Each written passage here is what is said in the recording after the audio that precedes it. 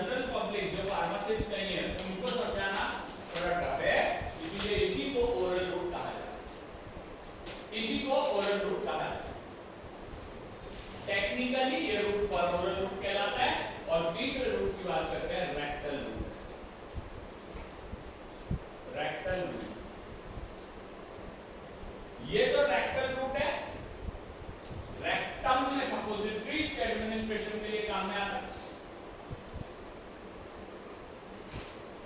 ये रूट जिसको अपन enteral root कहते हैं, ये रूट मोस्टली जिसे हम कहते हैं सिस्टमिक इफेक्ट के काम में आता है। सिस्टमिक इफेक्ट के काम में आता है। सर कौन सा, ये देखना पड़ेगा, इसके बारे में लिखा मैंने, enteral mostly used for systemic effect.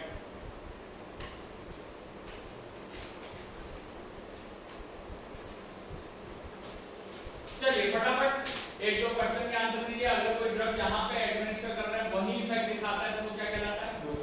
Systemic या लोकल इफेक्ट। बिल्कुल ठीक बात है सर, लेकिन अगर ले कहीं और इफेक्ट कहीं और दिखाए तो सिस्टमिक इफेक्ट। क्वेश्चन सुनना बड़ा इंटरेस्टिंग है। एक बात बता दो, विक्स की गोली कैसे इफेक्ट देता है?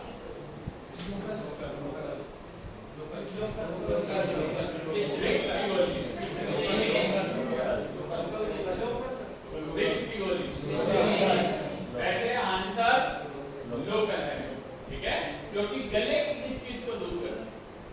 ओरल कैविटी में रखते हैं, हल्का सा सलाइवा में डिसॉल्व हो करके मैनिडोल नाम का लिक्विड, मैनिडोल नाम का शुगर यहाँ पे लेयर बनाता है, जिसके कारण खिंच कम हो जाती है, जिससे खांसी आना कम हो जाती है। ये कहलाता है लोकल इफेक्ट। क्वेश्चन चेंज, बड़ा इंटरेस्टिंग। नाइट्रोग्लिसरीन कैसे करेगा?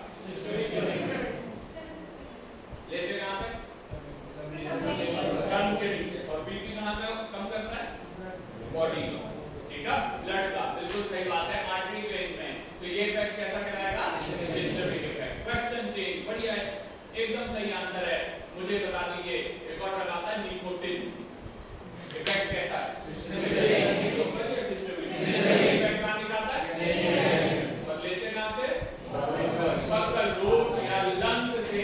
हमने पिछले बार बात करी थी nicotine can be taken by, है ना, ये किसी भी रूट से लिया जा सकता है। जैसे तीसरा एग्जांपल सुनना है, थोड़ा इंटरेस्टिंग है। डिस्प्रिन कैसा लगेगा? डिस्प्रिन, हां, ओरल रूट से लेते हैं, इफेक्ट कहां दिखाता है? पैरासिटामोल, एसिक्लोफेनेक, इनो,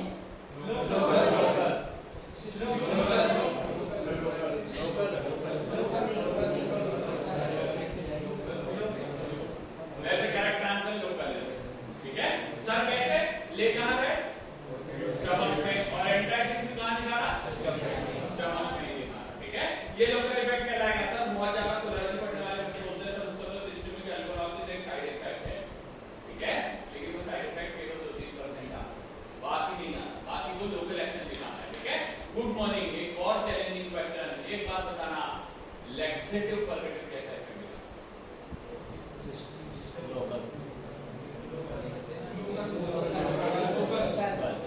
सर ये होते क्या लैक्सेटिव पर्वेटिव? कॉन्स्टिपेशन में काम में आने वाली दवाइयां, जैसे मान लीजिए किसी प्रकार का चूर्ण हो गया या किसी प्रकार का इमल्शन हो गया। करेक्ट आंसर होता है लोकल इफेक्ट, ओके। लेकिन बेटा ओरल रूट ज्यादातर समय सिस्टमिक इफेक्ट के काम में आता है। ओरल रूट या एंटेरल रूट जिसको कहते हैं सिस्टमिक इफेक्ट के काम में आता है, ओके। ये वाला ओरल कैविटी का तो ज्यादातर सिस्टमिक है। विक्स मैंने एक लोकल एक्शन बताई, और वो बताना ओरासोल कैसे? हाँ सही बात है, लोकल इफेक्ट, क्योंकि सर जहां खाली हुए थे वहीं पे लगा रहे हैं, ठीक है, तो बिल्कुल सही है। बहुत सारे ऐसे इफेक्ट होते हैं बेटा जो रूट से रहता है, लेकिन इफेक्ट कभी लोकल आता है, कभी सिस्टमिक आता है। Good morning. क्वेश्चन सुनिए, ये बात हुई ओरल रूट की। ओरल रूट की बात अपन चली गई यहां से जीआईटी के रूट में, ठीक है। जीआईटी में ज्यादातर इफेक्ट आते हैं अपने सिस्टमिक इफेक्ट, कभी कभार लोकल इफेक्ट आता है, जैसे इनो का, जैसे अभी मैंने बताया लैक्सेटिव पर्वेटिव का, ये लोकल इफेक्ट हो सकते हैं। अब आखिरी वाले रूट पे आते हैं जिसको कहा जाता है रेक्टल रूट। बेटा ये रूट सबसे ज्यादा चैलेंजिंग इसलिए है क्योंकि इसमें सोशल चेन बहुत ज्यादा है। सोशल चेन यानी शर्माना। समस्या ये है कि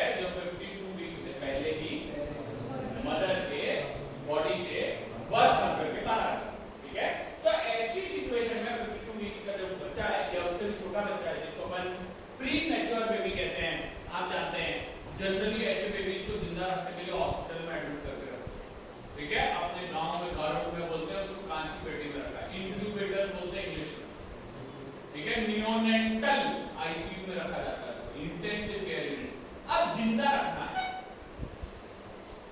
मदर से दूर है, मदर मिल्क तो क्या कुछ भी चीज ओरली पी नहीं सकता, दवाइयां भी ओरली पी नहीं सकता। जब दवाइयां भी ओरली नहीं पी सकता तो सर जिंदा कैसे रखेंगे, दवाई कैसे देंगे? दो रास्ते हैं, या उसको इंजेक्शन लगा देगा, रोज इंजेक्शन लगाओ। सर जिंदा रखना है, रोज आईवी वेन ढूंढो, आईवी वेन का कुछ ही देर में थ्रोम्बोसिस हो जाता है, बंद हो जाती है, फिर निकालो, फिर दूसरी जगह को। उससे ज्यादा अच्छा आसान रूट कौन सा है? ठीक है, देखिए कितना बढ़िया बच्चे की जान बचाने के लिए इंपॉर्टेंट है। हम फार्मासिस्ट हैं, हमारे को सारी की सारी दवाइयां रूट से सब चीजें पढ़नी पड़ेगी। ठीक है, हाँ जरूर ये थोड़ा सा कम कॉमन है, लेकिन फिर भी रूट तो सिस्टमिक इफेक्ट के लिए जरूरी है। अपन आगे चलते हैं, एंटेरल रूट यहां पर कंप्लीट हुआ बेटा। एंटेरल रूट के बाद दूसरे वाले रूट पे चलते हैं, एंटेरल रूट के बाद दूसरे वाले रूट पे चलते हैं बेटा। ये सेकंड रूट हमारा कहलाएगा पैर एंटेरल रूट। ठीक है, जिसके अंदर हम बात करते हैं second route, that is called as पैर एंटेरल।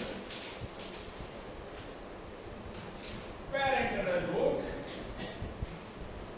ये रूट कहलाएगा पैरेंटल। ये ज्यादातर सिस्टमिक इफेक्ट के लिए काम आता है। IM, SC, ID etcetera requires absorption. They requires absorption. They requires absorption. Sir किस प्रकार से? बिल्कुल एक्सप्लेन कर देता हूं, ध्यान से समझिएगा। विटामिन बी कॉम्प्लेक्स के इंजेक्शन इंट्रामस्कुलरली लगते हैं न्यूक्लियस मैक्सिमस में, अपर हीप्स पे लगाए जाते हैं इंजेक्शन, लेकिन बेटा वो सिस्टमिक इफेक्ट दिखाता है, पूरे शरीर की कमजोरी दूर करता है, यानी उनको वहां से निकल के ब्लड में जाना है। ब्लड में जाएंगे तो क्या होगा? एब्जॉर्प्शन। ठीक है, अभी अपन ने कहा from the site of administration to the systemic circulation is called as absorption. हम ग्लूटियस मैक्सिमस से इनमें भी एब्जॉर्प्शन होता है। क्वेश्चन सुनिए, ऐसा कौन सा रूट है जिसमें एब्जॉर्प्शन होता ही नहीं? बिल्कुल सही बात है, पैरेंटल गलत आंसर होगा। आंसर सही क्या है? आईवी के अंदर एब्जॉर्प्शन नहीं होता, आईएम में होता है, एससी से होता है, आईडी से होता है। एससी का मतलब क्या है?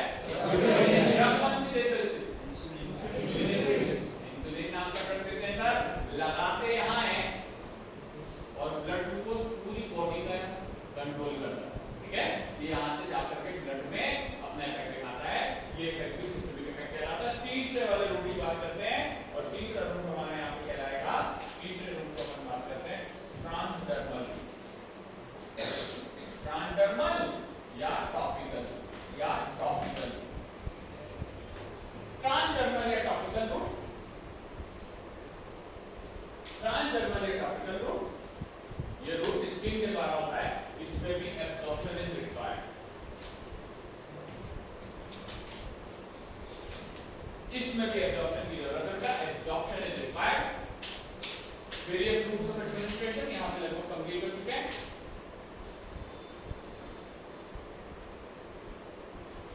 ठीक है, हमारा टॉपिक का नाम है एब्जॉर्प्शन। एब्जॉर्प्शन में बहुत सारे रूट देख लिए, अब अपन बात करेंगे barriers to the drug absorption. अगले पे चलते हैं, नेक्स्ट वाले पे चलेंगे, barriers to the drug absorption.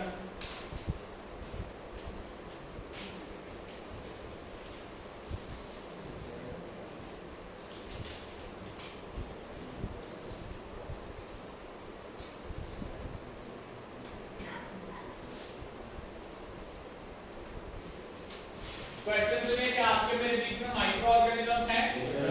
हैं? ठीक बात है। और डस्ट के पार्टिकल? वो भी हैं। सर वो अपने शरीर में घुस जाएंगे तो हम बीमार पड़ जाएंगे, इसीलिए हमारे शरीर ने बना रखा है बॉडी के बाहर बैरियर। ठीक है, ये जो बैरियर्स होते हैं, ये बैरियर्स हमारे शरीर को सुरक्षा देने का काम करते हैं। ये बैरियर्स अनवांटेड ड्रग के मॉलिक्यूल्स को बॉडी के अंदर घुसने से रोकते हैं। ठीक है, अब अपन चलते हैं फटाफट, यहाँ पे एक डायग्राम बनाएंगे, जो डायग्राम लगभग आपको यूनिवर्सिटी के एग्जाम में तो हर क्वेश्चन में बना करके आना है।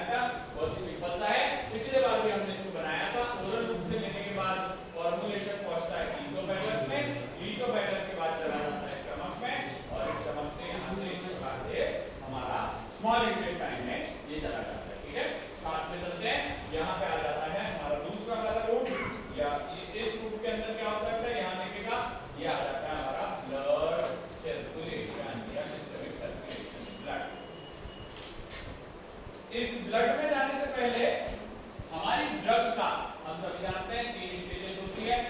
पहले जीआईटी में ड्रग जाएगा, टैबलेट पहुंचने के बाद उसका होता है डिसइंटीग्रेशन, छोटे छोटे टुकड़ों में कन्वर्ट हो जाती है।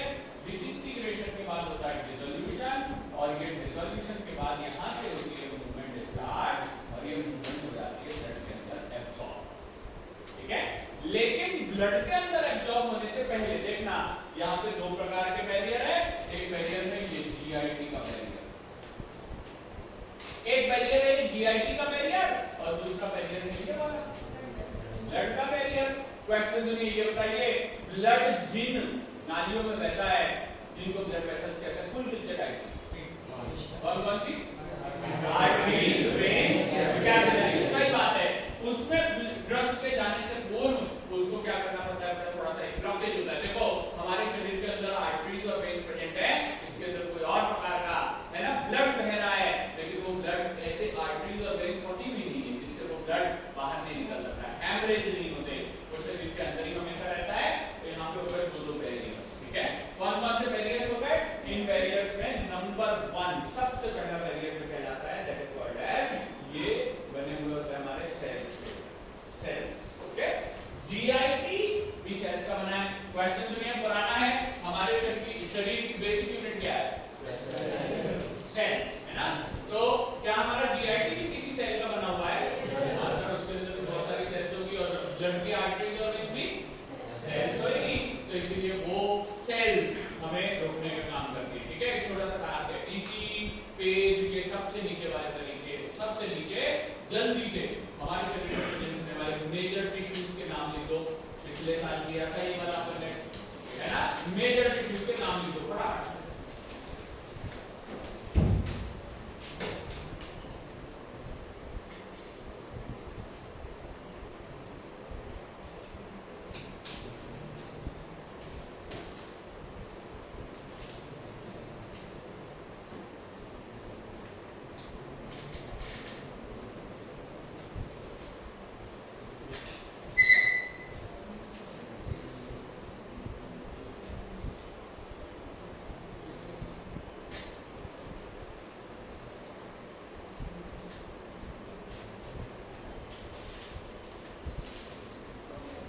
वेरी गुड, बहुत बढ़िया। टाइम ऑफ इससे भी समय मिलेगा नहीं, सबको पता है सर। पहले नंबर पे इपीथेलियल, मान लीजिए दूसरे पर मस्कुलर कनेक्शन कुछ भी लिख दीजिए। तीसरे नंबर पे हमारा दोनों में से बचा हुआ, फिर और लास्ट नंबर पे हमने बात कर लिया क्या, हमारा नर्वस सिस्टम, ओके। 4 तरीके के टिश्यू पहले अपन ये टास्क कर चुके हैं बेटा, 4 प्रकार के मेजर टिश्यू हैं। इसके अलावा कुछ माइनर टिश्यू भी है, जैसे मान लीजिए कोई एडिपोज टिश्यू होते हैं, छोटे मोटे टिश्यू और होते हैं। तो ऐसे तो नहीं है, आपको बस आगे लिखते चले जाना है या टिक करते चले जाना। आपको आता है, ये वाला टास्क मैं एक बार करवा चुका हूं, लेकिन बहुत समय हो गया। जल्दी से आगे लिख दीजिए, इनमें से किसकी बोन्स और ब्लड लिखो।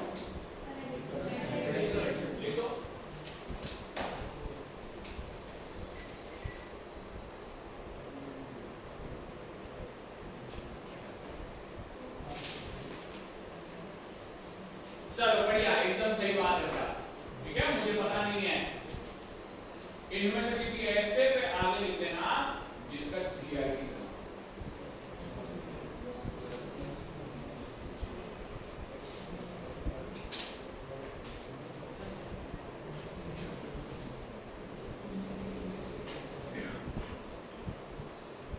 किसी के मन में भी कोई सवाल आए क्लास के बीच में, लास्ट में कभी पूछ देना। लेकिन मेरे तरफ से क्वेश्चन आते रहेंगे, क्योंकि हम ऐसे क्वेश्चंस वाले एग्जाम की तैयारी कर रहे हैं बेटा। आए पर में 200 जी पर में 25 300 क्वेश्चन अपने बनाए तैयार करने हैं। आप सभी लोग ये बहुत अच्छे जानते हैं कि एग्जाम फॉर्म आ चुके हैं, ठीक है। एग्जाम फॉर्म भर दीजिएगा, एग्जाम फॉर्म जल्दी भरिएगा, नहीं तो फिर सेंटर मिलता है जबलपुर इधर कहीं बाहर जाना पड़ता है, ठीक है। पिछले बार ऐसा हो गया था कि भोपाल में इतने सारे लोग हो गए थे एग्जाम देने के लिए, सर यहाँ के बच्चों को बाहर सेंटर मिला, तो इसलिए जल्दी जल्दी एग्जाम फॉर्म भर दीजिएगा, कोई समस्या की बात नहीं है।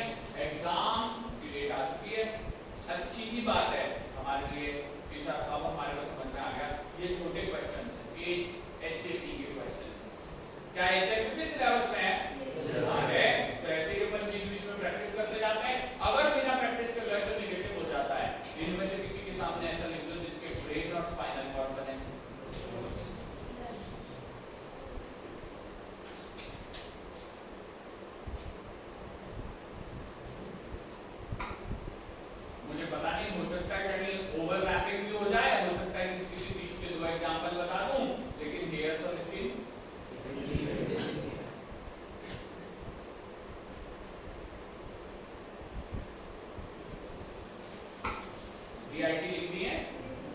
कहाँ लिखे? सही, बढ़िया, करेक्ट आंसर है। तो जिसका जहां पे भी आंसर सही हुआ ऊपर +4 लिख दिया करो। आपके लिए जरूरी है, कॉन्फिडेंस आता है। जब कभी भी कॉपी पलटाओगे तो आपको कॉन्फिडेंस मिलेगा कि वाह यार मेरा क्वेश्चन सही हुआ था। नेगेटिव हो जाए कोई बात नहीं, नेगेटिव भी लिखा करो, आपको ध्यान रहेगा कि भाई इतने बार नेगेटिव हो जाता है, थोड़ा ध्यान रखना है। ठीक है, आगे चलते हैं। बिल्कुल सही है, ये चारों प्रकार के टिश्यूज हमारे यहाँ कंप्लीट हो गए। मस्कुलर टिश्यू कुल कितने टाइप का होता है? मस्कुलर टिश्यू कुल कितने टाइप का होता है? हाँ सही है, 3 टाइप का होता है। एक कहलाती है कार्डियक मसल, दूसरी कहलाती है स्केलेटल मसल और तीसरी कहलाती है स्मूथ मसल्स। डायरेक्ट क्वेश्चन का आंसर आ गया। ठीक है, जीआईटी सर किस प्रकार की मसल का बना होगा? स्मूथ मसल, क्योंकि हमारी इच्छा पे नहीं चलता।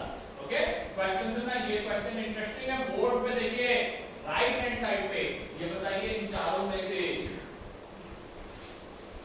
ऐसे कौन कौन से टिश्यूज हैं जो कॉन्ट्रैक्ट रिलैक्स कर सकते हैं? जो कॉन्ट्रैक्ट रिलैक्स कर सकते हैं।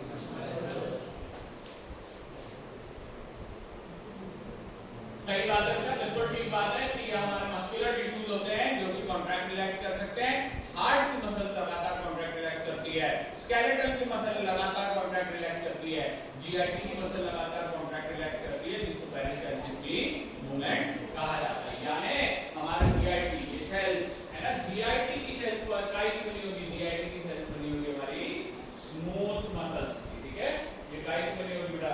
ये बनी हुई होगी हमारी स्मूथ मसल्स की। ठीक है, ये बनी हुई होगी smooth muscles. This is made up of smooth muscles.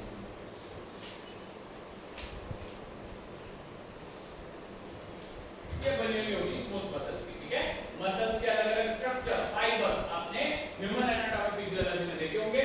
कई बार हम मसल्स के लगभग ऐसे लंबे लंबे से सेल्स बना देते हैं और ये सेल्स लगभग हमारे रेड कलर के इस प्रकार के सेल्स आपने देखे होंगे, ये स्मूथ मसल्स के सेल्स होते हैं।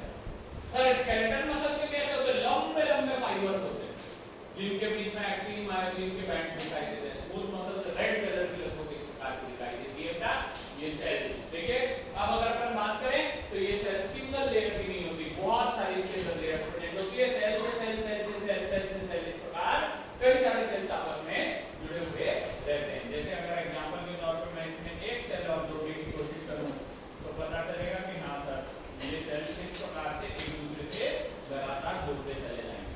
ठीक है, और ये सेल्स सिंगल लेयर के नहीं होते बेटा। सिंगल लेयर के होंगे ना तो पता चलेगा बहुत जल्दी फट जाएंगे। क्यों? खाना इन पे लगातार घर्षण लगाएगा, पतली लेयर्स बहुत जल्दी फट जाएगी, इसलिए मोटी सारी लेयर्स के होते हैं। इसलिए अगर किसी ड्रग को स्टमक से इधर की तरफ में या इंटेस्टाइन से इधर की तरफ में एब्जॉर्ब करना होना तो उसको कई सारी सेल की लेयर्स को पार करना पड़ेगा। और इसीलिए अपन यहाँ पे हेडिंग डालते हैं, बैरियर में जहाँ सेल लिखा था उसी का एक सब हेडिंग डालते हैं, सेल मेम्ब्रेन। सबसे बड़ा बैरियर ड्रग के एब्जॉर्प्शन के अंदर होता है सेल मेम्ब्रेन। सबसे बड़ा बैरियर होता है जिसको अपन कहते हैं बेटा cell membrane. Cell membrane, cell membrane एक बहुत बड़ा सा बैरियर है हमारे ड्रग के एब्जॉर्प्शन। सर कहाँ की सेल मेम्ब्रेन? जीआईटी की भी और ये हमारे ब्लड वेसल्स की। क्वेश्चन सुनिए फिर से, अगला क्वेश्चन है, लिखते लिखते भी आंसर दे सकते हो, बताना ब्लड वेसल्स इन चारों में से किस टिश्यू में?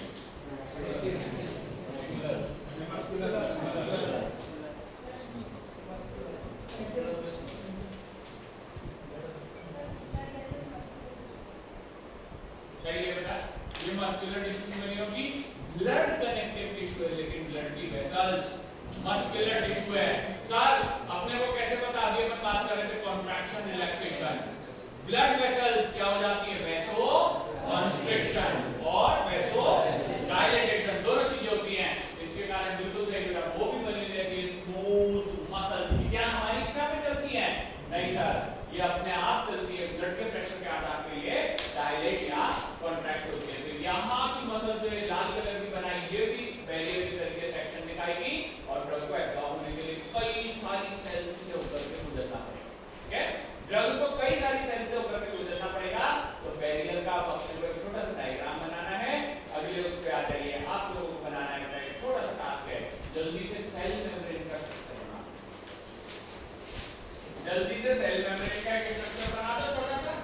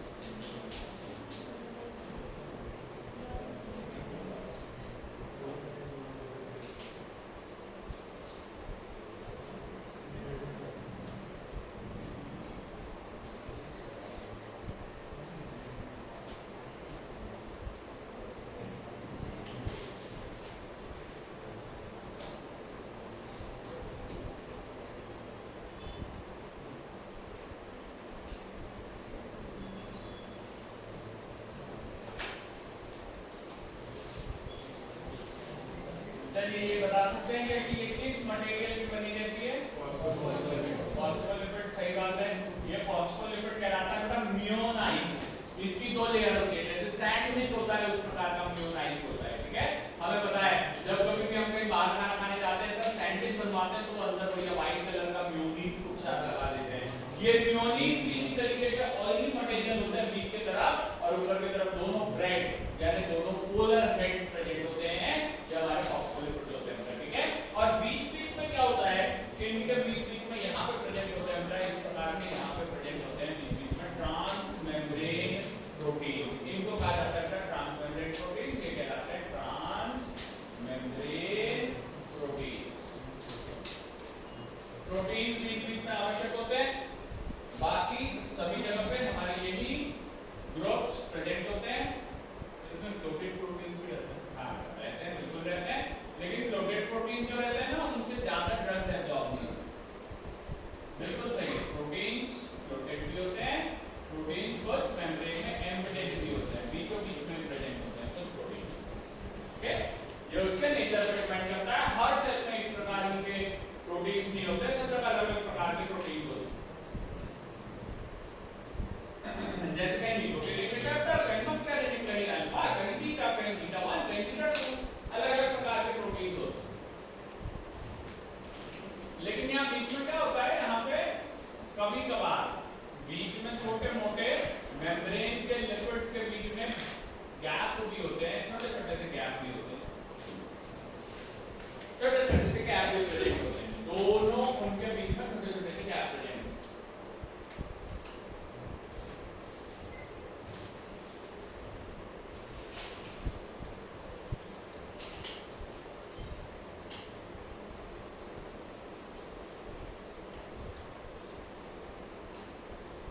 ये सेल की मेम्ब्रेन बैरियर के तरीके से एक्शन दिखाती है, लेकिन ये सेल मेम्ब्रेन में करीब-करीब 90% लिपिड वाला पोर्शन होता है, मात्र 10% में ऐसे छोटे-छोटे गैप्स या इस प्रकार के छोटे-छोटे से प्रोटीन्स प्रेजेंट होते हैं। 10% में प्रोटीन्स और 90% में हमारा प्रेजेंट होता है यहाँ पे ये इस प्रकार की मेम्ब्रेन। जैसे मान लीजिए अगर हम जमीन की बात करें, धरती की बात करें, तो हमको पता है कि सर करीब 10% पे हो सकता है पेड़ पौधे लगे हुए हों, बाकी 90% की जमीन तो जो है वो खाली प्रेजेंट रहती है। यहाँ भी इसी प्रकार होता है बेटा, ये मेम्ब्रेन जो है ड्रग को यहाँ देखिएगा। अब अपन ड्रग की बात कर रहे हैं, यहाँ से ये ड्रग आता है और ये ड्रग यहाँ से इसको क्रॉस करके चला जाता है। ठीक है, यहाँ पे कौन से ड्रग क्रॉस करते हैं? Lipid soluble. ठीक है, हमारा थंब रूल क्या है बेटा? Light dissolves light. जो ये कहता है कि लिपिड मेम्ब्रेन लिपिड की चीजों का आने जाने के लिए बहुत आराम से अलाउ है। कोई कंफ्यूजन बेटा? कहीं कुछ छूट गया हो तो पूछ लेना, मैं बिल्कुल एक्सप्लेन कर दूंगा। लेकिन सभी ड्रग्स लिपिड सॉल्युबल नहीं रहती, बहुत सारी ड्रग्स हमारी वाटर सॉल्युबल भी रहती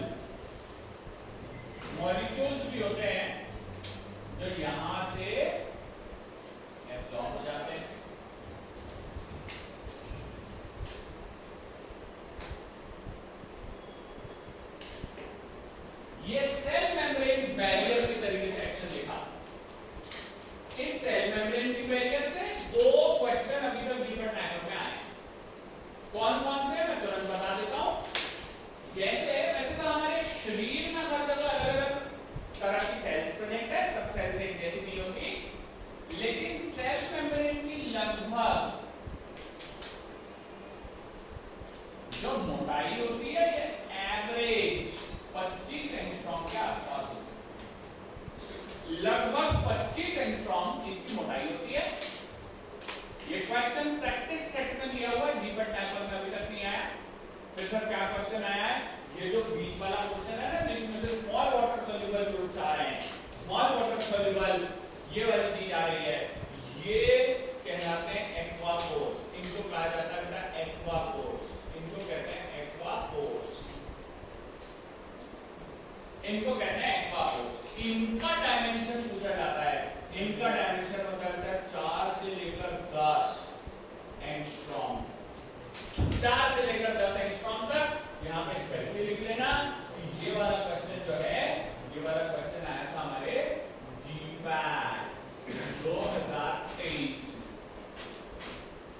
जीपैट 2023 में पूछा हुआ क्वेश्चन है कि सेल मेम्ब्रेन के अंदर प्रेजेंट होने वाले एक्वापोर्स कितने कितने साइज के होते हैं। करेक्ट आंसर 4 से लेकर 10 एंगस्ट्रॉम, छोटे बारीक पतले, ठीक है। जैसे अगर मैं बात करें कि किसी सेल की बात करें, छोटे से सेल की बात करते हैं जिसके मेम्ब्रेन को हमने इस प्रकार एनलार्ज करके बता दिया, ये हमारे मेम्ब्रेन को एनलार्ज करके बता दिया। ये सेल, इसके अंदर का न्यूक्लियस, बाहर की तरफ ECF, अंदर की तरफ ICF। What is the full form of ECF and ICF? तो प्लीज बता दीजिए इन दोनों में से कौन सा एक्वस होता है? कौन सा एक्वस है? दोनों एक्वस है, बिल्कुल ठीक है। मुझे बता दीजिए इस कमरे में हवा है किसके बाहर? दोनों जगह हवा प्रेजेंट है। उसी प्रकार सेल के अंदर भी पानी है और सेल के बाहर। लेकिन वो जो व्हाइट कलर की मेम्ब्रेन अपन ने बनाई वो किस नेचर की है? लिपिड। तो वो देखना, वो जो गोल कलर गोल जैसी सेल बनाई ना, उस सेल के अंदर पानी आएगा कहां से?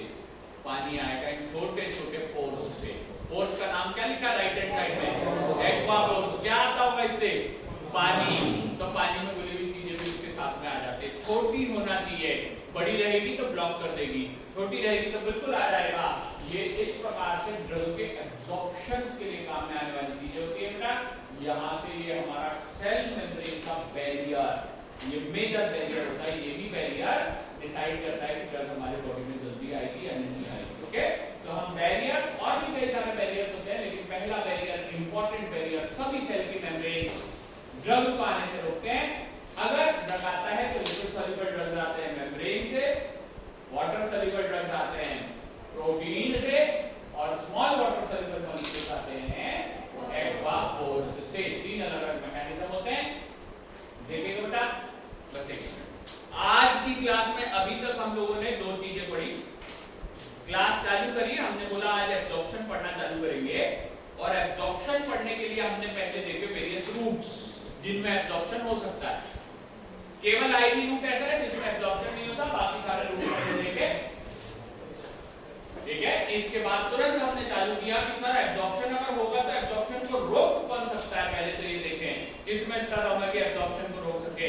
तो हमें पता चला कि CIT और ब्लड की मेम्ब्रेन्स रोक सकती है। फिर हमने देखा सर मेम्ब्रेन को थोड़ा बड़ा करना क्या है, तो सेल है, और सेल की मेम्ब्रेन को बड़ा करना तो इस प्रकार का लिपिड हमको दिखाई दिया, इस प्रकार के हमको ट्रांसमेम्ब्रेन प्रोटीन्स दिखाई दिए जो सेल के लिए बैरियर के तरीके से एक्शन दिखाते हैं। और सुनिए बेटा, एक सेल में अगर हम हमारे ड्रग को आर-पार जाने की बात करते हैं तो 2 बार ये बैरियर आते हैं, और ऐसे दसों सेल की लेयर्स होगी, यानी कई बार इस प्रकार की मेम्ब्रेन को क्रॉस करके ड्रग बॉडी के अंदर पहुंचता है। ठीक है, तो यहाँ पे आगे चलते हैं। हमने मेम्ब्रेन का जो बैरियर है वो अच्छे से देख लिया है। इसमें क्या क्या क्वेश्चन आते हैं, वो क्वेश्चन उधर 2023 का लिखा हुआ है 4 से 10 एंगस्ट्रॉम, और यहाँ पे लिखा हुआ है इसकी मोटाई तो इसकी 25 एंगस्ट्रॉम की इसकी मोटाई है बेटा। सर ट्रांसमेम्ब्रेन की मोटाई ये जरूरी नहीं है बेटा, ये लगभग हमारे 25 से ज्यादा भी बड़ी हो सकती है, केवल कभी कभी काम में आने वाला हमारा प्रोडक्ट है। इससे पहले कि हम आगे चले, हम आपका क्वेश्चन एक्वापोर्स, ठीक, एक बार फिर से बता देता हूं, बिल्कुल सही।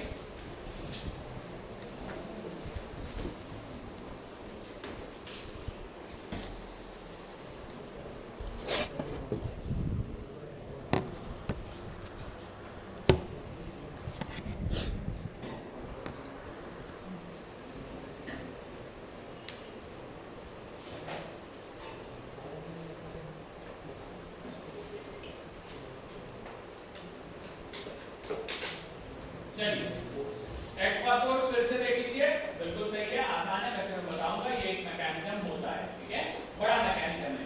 ये हमारी सेल की मेम्ब्रेन है जो लगभग सभी टिश्यूज में प्रेजेंट होती है, ठीक है। इसके बाहर के फ्लूइड को कहते हैं अपन extracellular fluid, white plus nature का है, और अंदर का फ्लूइड क्या कहलाता है, इंट्रा सेल्युलर फ्लूइड। तो दोनों तरफ पानी भरा है, पानी को अंदर आने से सर ये मेम्ब्रेन रोकती है। क्यों रोकती है? क्योंकि किस नेचर की है, लिपिड लविंग, ठीक है। जैसे मान लीजिए सर हवा को आने से कौन रोक सकता है, दीवार, ठीक है, रोक देती है। इसी प्रकार ये मेम्ब्रेन जो है वो पानी को आने से रोकता है। तो होता क्या है, ये पानी हर सेल के अंदर जाता है ताकि अंदर चीजों को ले जाया जा सके, और जैसे जैसे पानी अंदर जाता है तो पानी के साथ में ये छोटे छोटे वाटर सोल्यूबल ड्रग्स जो येलो कलर से बनाए गए हैं, स्मॉल वाटर सोल्यूबल मॉलिक्यूल्स, ये खुद उस पानी के साथ चले जाते हैं, ठीक है। जैसे मान लीजिए हमारे बाथरूम के अंदर एक नाली लगी हुई है और उस पे एक जाली है सब ऊपर की तरफ में, अगर हम कपड़ों का गंदा पानी जिसमें धूल मिट्टी धुली हुई है ना, मिक्स अच्छे से वो डालते भी हैं, तो क्या होता है, ये पानी उस मिट्टी के कणों को लेकर के बाथरूम के बाहर बहा देता है, ठीक है। इसी प्रकार से क्या होता है, मेम्ब्रेन के एक तरफ से दूसरी तरफ ये छोटे छोटे पानी में सोल्यूबल होने वाले कंपोनेंट बह जाते हैं, ठीक है। बड़े नहीं बह सकते, जैसे सर शैम्पू में कोई पाउडर डाल दिया करने, वो बहता नहीं है, तो निकाल के फेंकना पड़ेगा। तो उसके लिए यहाँ पे काम में क्या आता है, ट्रांसमेम्ब्रेन प्रोटीन। तो कुल मिलाकर के अभी तक अपन ने तीन चीजें देखी बेटा। नंबर 1 सबसे पहले पे हमने यहाँ पे देखा था कि हमारे पास ये तीन प्रकार के रूट्स होते हैं अलग अलग। इन रूट्स के बाद में हमने ये देखा कि सर इन रूट्स के अंदर हमारे बैरियर्स होते हैं, वो बैरियर जो है वो सेल के बने हुए हैं, और ये सेल की मेम्ब्रेन में जो इस प्रकार के बैरियर के तरीके से एक्शन दिखाते हैं। यहाँ तक बड़ा क्वेश्चन कंप्लीट हो गया। अब हमारे को क्या निकालना है, mechanism of drug absorption.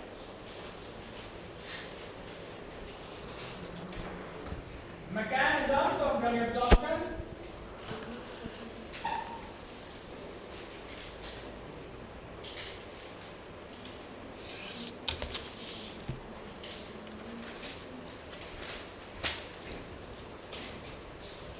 Basically तीन प्रकार के मैकेनिज्म यहाँ इन्वॉल्व होते हैं बेटा। बेसिकली तीन प्रकार के मैकेनिज्म यहाँ इन्वॉल्व होते हैं बेटा।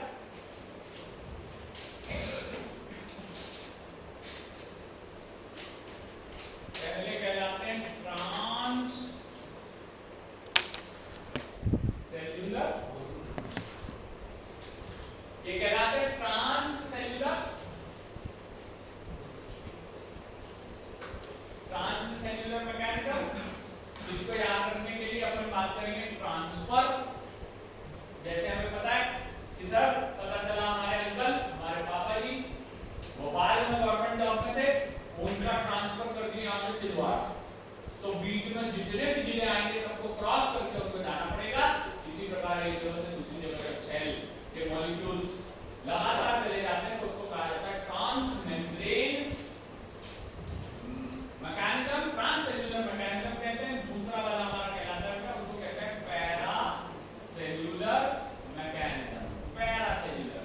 एक तीसरा होता है उसको कहते हैं वेसिकुलर ट्रांसपोर्ट, तीसरे को कहते हैं वेसिकुलर ट्रांसपोर्ट, उसको कहते हैं बेटा vesicular transport, vesicular transport.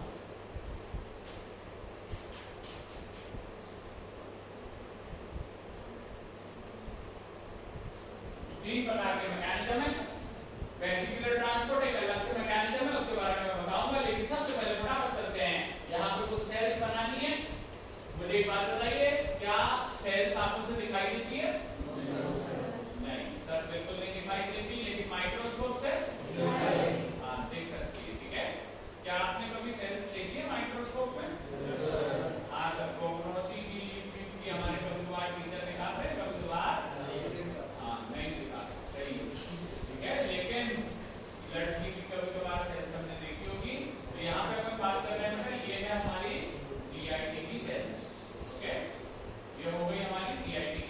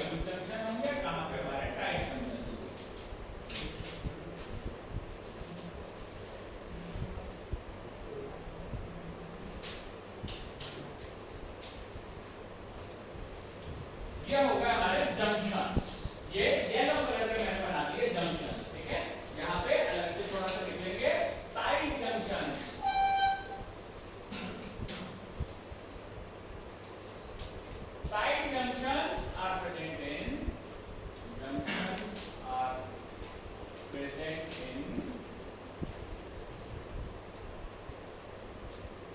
Number 1 सबसे पहले लिख लेंगे ब्लड ब्रेन बैरियर। हमको पता है बेटा सबसे ज्यादा अगर हमारे भोपाल में कहीं पे अगर बैरियर लगे हुए हैं तो वह है हमारी विधानसभा। वहां पे 24 घंटे ड्यूटी चलती रहती है, कोई भी व्यक्ति वाटर सॉल्युबल मॉलिक्यूल उसके अंदर नहीं घुस सकता, ठीक है। लेकिन ब्लड ब्रेन बैरियर के अलावा भी कई जगह पे बैरियर्स प्रेजेंट होते हैं, जैसे हमारे टाइट जंक्शन आर प्रेजेंट।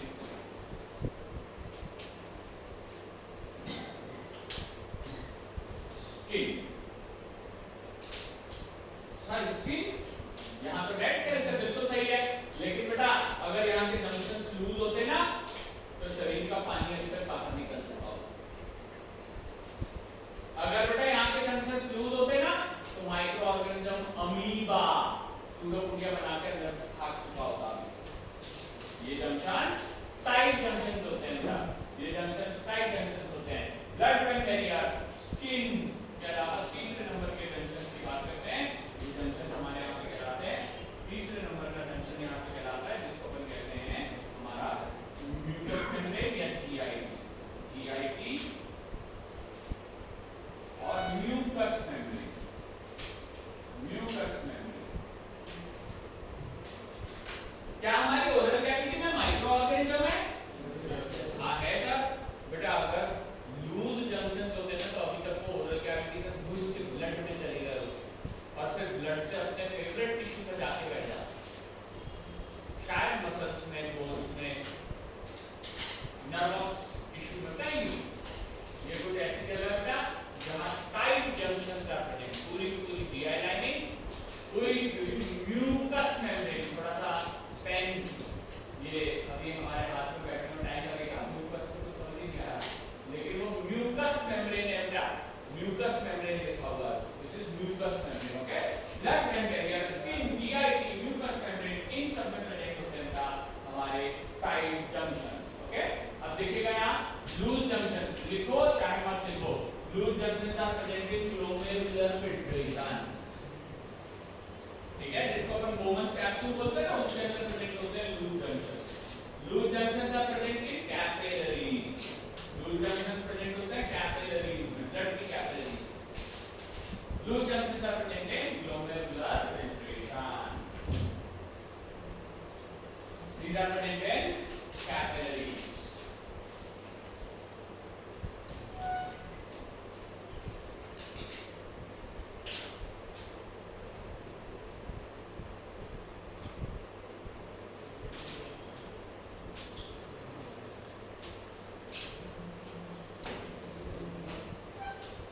कोई भी क्वेश्चन हो, नहीं समझ में आया हो, कुछ छूट गया हो, तुरंत पूछा करो बेटा, मेरे से पूछोगे ज्यादा क्लियर बता पाऊंगा।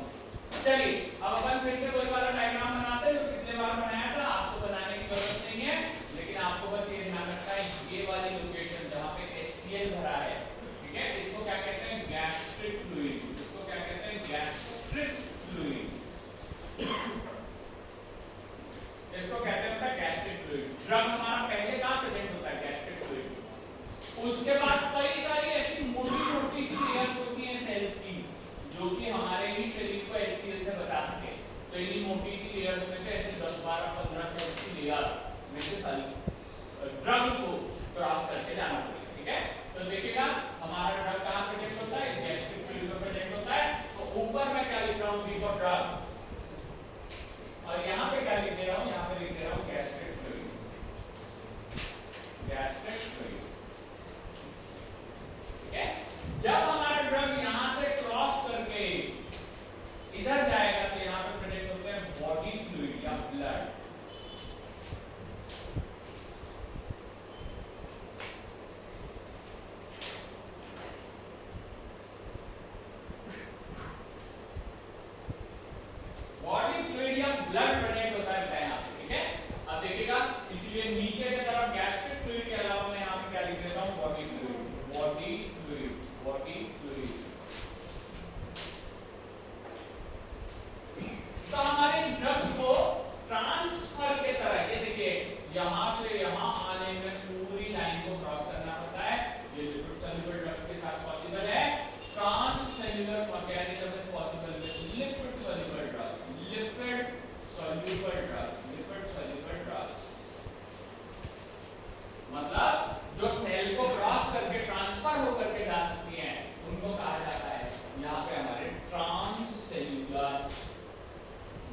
मैकेनिज्म फॉलो करती हैं और इस प्रकार सेल को आर पार करते हुए दूर चली जाती है। ये कहलाते हैं ट्रांससेल्युलर मैकेनिज्म। ठीक है, फिर उसके बाद बात करते हैं बेटा अगला मैकेनिज्म कहलाता है पैरासेल्युलर मैकेनिज्म। अगेन ये कलर से इसको रिप्रेजेंट करूंगा, यहां पे अपन बात करेंगे पैरासेल्युलर मैकेनिज्म। ठीक है, पैरासेल्युलर मैकेनिज्म में ये ड्रग छोटा होने के कारण इन जंक्शंस के बीच से निकलता हुआ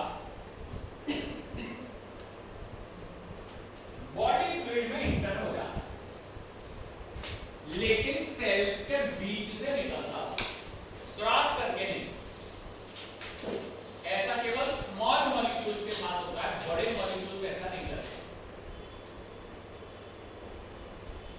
जैसे क्या हम लोग जानते हैं कि सर आजकल बड़े ग्राउंड तो बचे नहीं, हम लोग मोहल्ले के अंदर छोटे छोटे ग्राउंड्स में क्रिकेट खेलते रहते हैं, जहां पे सर आस पास में बहुत सारी कांटों की तार लगी। बॉल अगर बाहर चली गई तो सर या तो दरवाजे से बहुत घूम के जाना पड़ेगा, या हम हमारी टीम के ऐसे फील्डर को लगा देते हैं वहां पे जो बहुत ही छोटा मोटा सा हो और हर थोड़ी देर में निकल करके सर वो कांटों की तार से उधर चले जाए, जिससे जल्दी से गेम वापस से स्टार्ट हो सके। अगर किसी बड़े से फील्डर को लगा दोगे तो सर वो अपने शरीर से जितना रोक सकता है रोक लेगा, लेकिन सर बाहर जाना उसके लिए पॉसिबल नहीं होगा। पैरासेल्युलर मैकेनिज्म उसके लिए पॉसिबल नहीं है। जब कोई सेल के बीच की जगह से निकल करके छोटा मॉलिक्यूल दूसरी जगह चला जाए तो उसी चीज को क्या कहा जाता है, उसे कहते हैं पैरासेल्युलर मैकेनिज्म। ये वाला कहलाएगा पैरासेल्युलर मैकेनिज्म जो येलो कलर से रिप्रेजेंट किया है, और ये व्हाइट कलर वाला कहलाएगा ट्रांससेल्युलर मैकेनिज्म। सर फिर बीच में क्या होता है, एक और मैकेनिज्म होता है जिसको बोलते हैं वेसिकुलर। वेसिकल्स की तरह ये क्या करते हैं बेटा, देखिए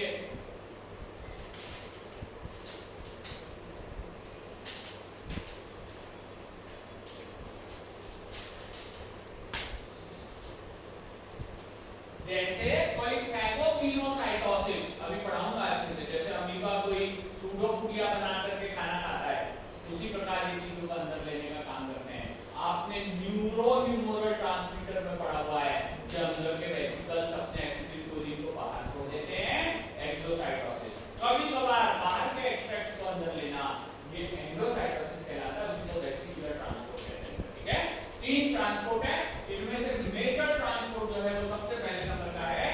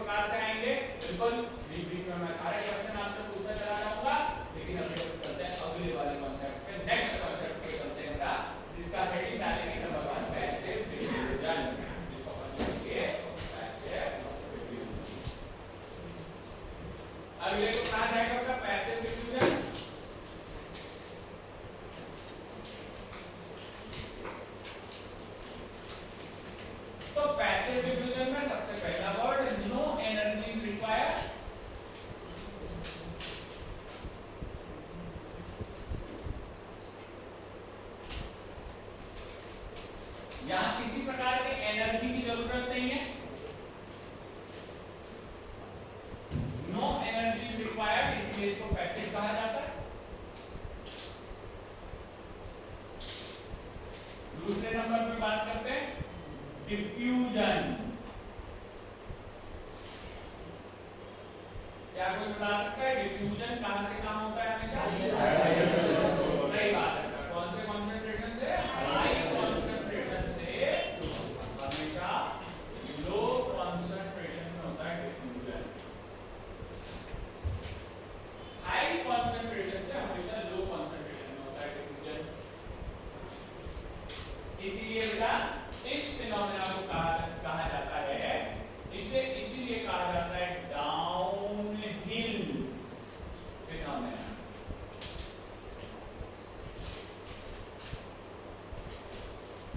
इसीलिए इसको कहते हैं downhill phenomena.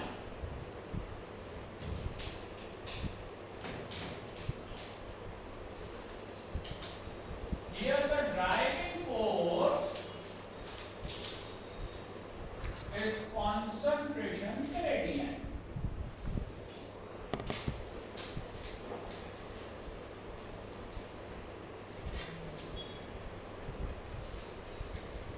The driving force is concentration gradient. यहाँ पे जो driving force है वो concentration gradient होता है। Driving force is concentration gradient. मैं बिल्कुल समझा देता हूँ क्या क्या है इसमें चीजें।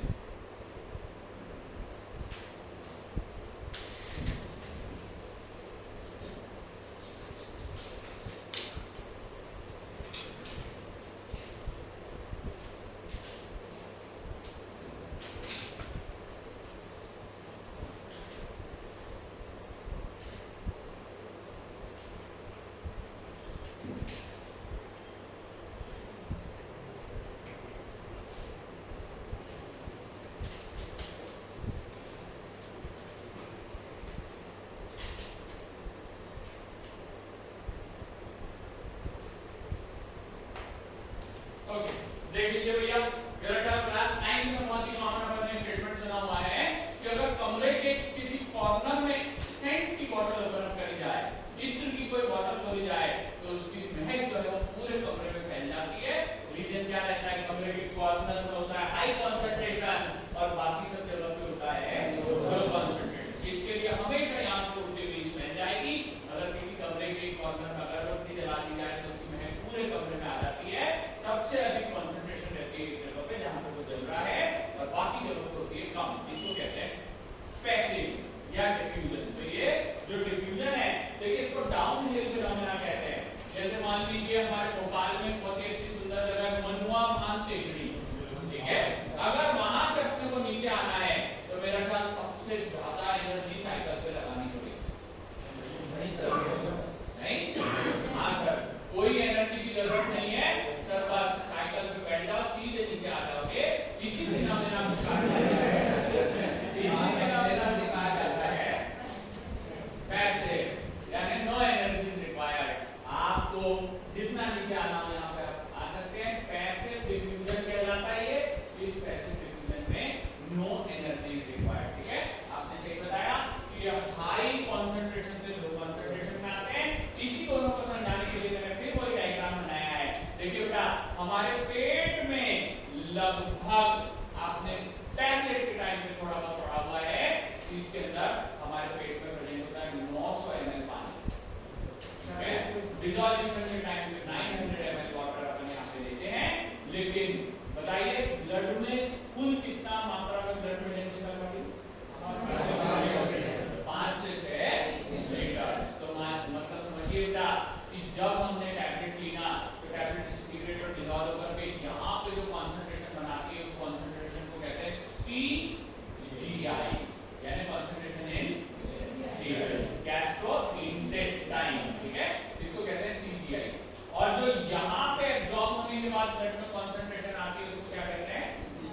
C plasma. C प्लाज्मा के नाम से इसको रिप्रेजेंट किया जाता है, ठीक है? इन दोनों में होता है डिफरेंस, इन दोनों में होता है डिफरेंस। इसी डिफरेंस को कहा जाता है कंसंट्रेशन ग्रेडियंट। ग्रेडियंट का मतलब होता है डिफरेंस, ओके? तो ये डिफरेंस ही हमारा कंसंट्रेशन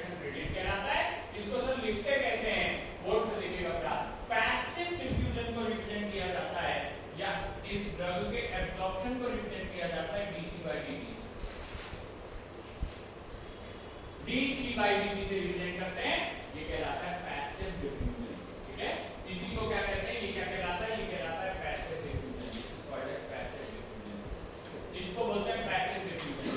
और पैसिव डिफ्यूजन काहे का मैकेनिज्म है, एब्जॉर्प्शन का, इसीलिए कई बार इसको एब्जॉर्प्शन भी कह दिया जाता है। अगर डीसी बाई dt ज्यादा होगा तो एब्जॉर्प्शन भी ज्यादा होगा।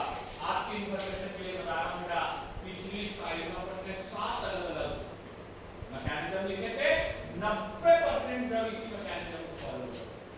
कौन सा मैकेनिज्म है ये, पैसिव डिफ्यूजन। इसमें एनर्जी की रिक्वायरमेंट नहीं होती, यह हमेशा कंसंट्रेशन ग्रेडियंट पे चलता है। इसके अंदर CDI में ज्यादा कंसंट्रेशन रहती है और C प्लाज्मा में कम कंसंट्रेशन।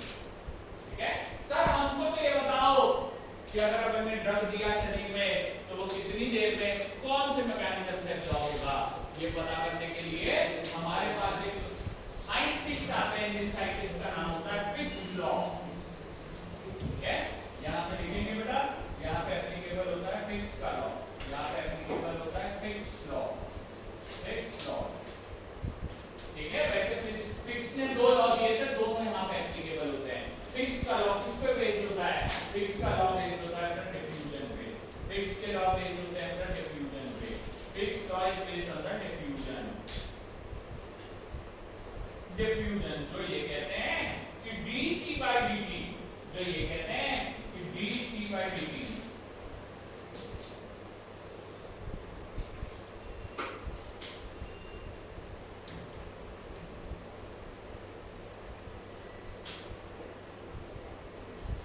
तो ये कहते हैं कि dc by dt is directly proportional to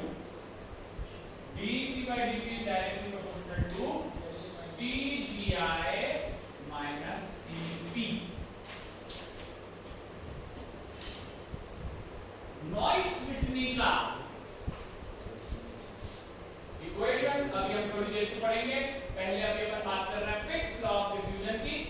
fix law का डिफ्यूजन ये कहता है कि ये इस बात पर निर्भर है आपका डिफ्यूजन, या इस बात पर निर्भर है आपका एब्जॉर्प्शन कि दोनों में कितना कंसंट्रेशन का डिफरेंस है। कई बार होता है हम अगर किसी बड़े शहर में जाते हैं तो पता चला सर हम ट्रेन में जा रहे हैं, ट्रेन के नीचे से अगर कोई गंदा सा नाला बह रहा है तो सर बड़ी बुरी स्मेल आने लग जाती है। ठीक है, कभी कभार ये स्मेल इसलिए आ रही है क्योंकि हमारी ट्रेन में उस बदबू की कंसंट्रेशन है 0 और नाले के आसपास कंसंट्रेशन है मैक्सिमम ज्यादा, इसीलिए डिफ्यूजन हो रहा है। लेकिन कभी कभार मन में ख्याल आता है कि सर इस नाले के आसपास लोगों के घर भी हैं, ये बेचारे कैसे रहते हैं। यस, आदत होने को कहा जाता है कंसंट्रेशन का डिफ्यूजन उनके घरों में हमेशा परमानेंट हो जाता है। ठीक है, आगे बढ़ते हैं। बिल्कुल सही बात है, ये डिस्कशन हमारे लिए आवश्यक है। हम यहाँ पे बात कर रहे हैं फिक्स लॉ कि concentration gradient is directly proportional. ये हमारे डिफ्यूजन के डायरेक्टली प्रोपोर्शनल होता है। लेकिन अभी अपन चलते हैं बेटा, लेकिन फिर जैसे फिक्स ने बात करी तो फिक्स एक्चुअली में कौन है, फिक्स एक्चुअली में एक फिजिक्स के साइंटिस्ट है। ओके, फिक्स कौन है, फिजिक्स के साइंटिस्ट है, फिजिक्स। तो फिजिक्स वालों ने लॉ दिया कि सर एब्जॉर्प्शन किस रेट से होगा, ये हमारे बायोलॉजी वालों को जमता नहीं। बायोलॉजी वाले बीच में टांग अड़ा देते हैं, फिजिक्स तुमको नहीं समझता शरीर के अंदर क्या क्या प्रोडक्ट है, इसीलिए तुम चुप रहो और हम नई इक्वेशन देंगे। नई इक्वेशन कहलाती है नॉइस व्हिटनी इक्वेशन। अगली इक्वेशन लिखेंगे बेटा, और अगर क्वेश्चन पूछा जाए कि कौन सी इक्वेशन पैसिव डिफ्यूजन में अप्लाई होती है, तो करेक्ट आंसर होगा नॉइस व्हिटनी इक्वेशन। अगर ये पूछा जाए कि नॉइस व्हिटनी इक्वेशन किस पे बेस्ड है, तो आंसर होगा फिक्स लॉ। तो यहां पे अपन हेडिंग देंगे नॉइस व्हिटनी इक्वेशन।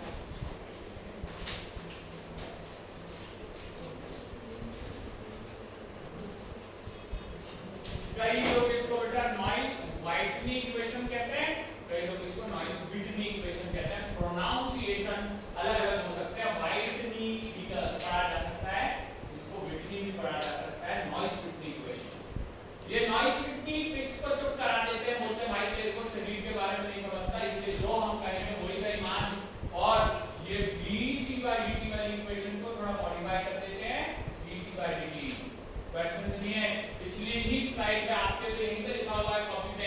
कोई ये बता दो ना डीसी बाई डीटी यानी क्या होता है? एक बात होता है, इसी को कहते हैं मैक्सिमम डिफ्यूजन, इसी को कहते हैं रेट ऑफ एब्जॉर्प्शन। ठीक है, बोर्ड पे देखेंगे जल्दी से dC by dt equals to, पहले फार्मूला लिखेंगे उसके बाद बता दूंगा dA by W क्या क्या कब होता है सब बता दूंगा, divided by h inside the bracket CPI minus CP bracket close. CP क्या? हाँ सब चीजें बताते हैं। वैसे CP तो बेटा आपके ऊपर से देखा था, concentration in plasma, concentration in GI है ना? ये देखो concentration in GI और concentration in आप ही देखा था। कोई बात नहीं, देखो 10 बार भी अगर कोई कंफ्यूजन हो पूछना ज्यादा अच्छा, चुपचाप बैठ के 2 घंटे बाद कॉपी लेके निकल जाना, से अच्छा है कुछ भी हो पूछना जरूर। इससे कोई कंफ्यूजन बेटा कुछ जल्दी से क्या क्या है ये पूछ रही है। हाँ मैं सब बता दूंगा क्या क्या है। पहले तो अपन स्ट्रिक्ट की बात करते हैं कि नॉइस फिल्टरिंग इक्वेशन को याद कैसे करें। ठीक है, तो पहले फिल्टर की बात कर लेते हैं, इसको याद कैसे करना है। ये नॉइस और फिल्टरिंग तो भाई है, दोनों मिलकर के क्या है डाकू। ठीक है, देख लीजिए बेटा बहुत ही सिंपल सा हमारा डिस्कशन है यहाँ। ये देखिए ये दोनों ही क्या कहते हैं, इन्होंने डाका डाला है इस पे, देखो डाकू है। देखो नॉइस फिल्टरिंग क्या कहते हैं, हम डाकू हैं। ठीक है, क्योंकि इन्होंने फिक्स की इक्वेशन पे क्या डाल दिया, डाका डाल दिया। तो हमारे को ये ट्रिक के साथ अपन याद कर लेते हैं, फिक्स लॉ पे इन्होंने डाका डाला है, इसीलिए इक्वेशन हो जाती है हम डाकू हैं। दोनों मिलकर के बोलते हैं हम डाकू हैं। तो डाकू कैसे हैं ये, DAKO by W divided by है H। ओके, ब्रैकेट के अंदर वही CPI माइनस C प्लाज्मा। पर पिछली कॉपी में देख के बताओ यार, एक बार कॉपी में देख के बताना ये CPI माइनस CP क्या है। इसको बोलते हैं कॉन्सेंट्रेशन ग्रेडियंट। ग्रेडियंट यानी अंतर। ठीक है, इसको बोलते हैं कॉन्सेंट्रेशन ग्रेडियंट। बिल्कुल सही, बहुत परफेक्ट। आगे चलते हैं फटाफट। हमारा ये वाला जो टॉपिक है, इसके आगे नॉइस फिल्टरिंग इक्वेशन के आगे बस अब हमारे को एक छोटी सी चीज दिखती रहती है जिसे कहते हैं फैक्टर्स अफेक्टिंग पैसिव डिफ्यूजन। इसको अपन कहते हैं factors affecting passive diffusion. Factors affecting passive diffusion. Factors affecting passive diffusion. और बेटा नॉइस फिल्टरिंग इक्वेशन के हर वर्ड एक एक फैक्टर को रिप्रेजेंट करते हैं।